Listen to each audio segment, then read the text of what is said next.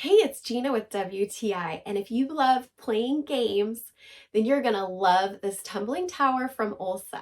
This is a large tower, and if you've never played with one of these before, you are really gonna enjoy it. It is so much better than using a smaller tumbling tower.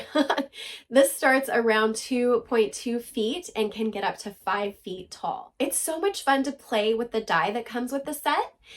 What you do is you roll the die, and then whatever number comes up, you have to take that many blocks from the tower. And that was a really fun option. There's also a board that comes with it so that you can create your own set of rules. I really like the quality of the blocks.